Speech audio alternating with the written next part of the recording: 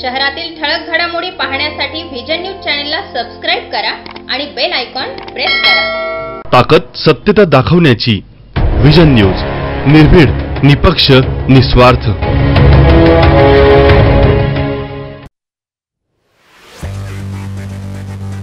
जुन्या वादातून युवकाचा खून, सिडको येथे घटना, आरोपी फरार।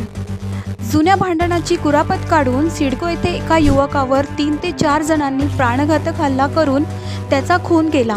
सुमित देवरे वय 22 याच्यावर अरुण वैरागड आणि त्याच्या साथीदारांनी चोपरने वार करून त्याचा निर्घुण खून केला। ही घटना सिडकोतील शुभम पार्क जवळील सेंट जोसेफ चर्च समोर घडली। सुमित देवरे हा सटाणा येथे शिक्षण घेत होता। तो गंगेश्वर महाजन नगर येथे कुटुंबासोबत राहत होता। एकुलता एक असल्यामुळे त्याच्या निधनाने कुटुंबावर दुःखाचा डोंगर कोसळला आहे। सुमित आणि अरुण वैरागड हे पूर्वी चांगले मित्र होते, मात्र काही दिवसांपूर्वी त्यांच्यात वाद झाले होते। त्याच वादातून हा खून झाल्याचे प्राथमिक तपासात समोर आले आहे। घटनेनंतर आरोपी घटनास्थळावरून फरार झाले। सुमित देवरे गंभीर जखमी अवस्थेत रस्त्यावर पडला होता।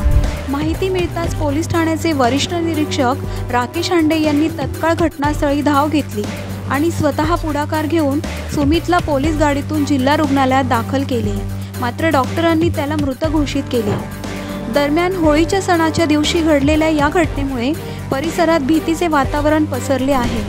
घटनेची माहिती मिळताच वरिष्ठ पोलीस निरीक्षक राकेश हांडे, मधुकर कड, दुय्यम पोलीस निरीक्षक जयंत शिरसाट आणि सुनील पवार यांच्या मार्गदर्शनाखाली पोलिसांनी घटनास्थळी तातडीने बंदोबस्त लावला। मोठ्या संख्येने नागरिक जमल्यामुळे पोलिसांना परिस्थिती नियंत्रणात आणण्यासाठी कसरत करावी लागली।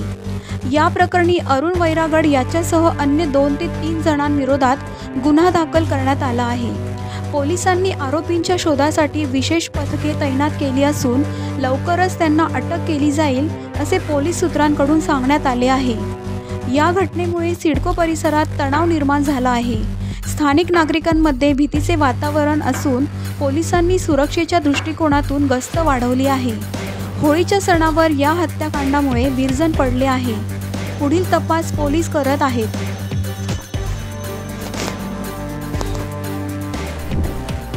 Team vision news Nashik.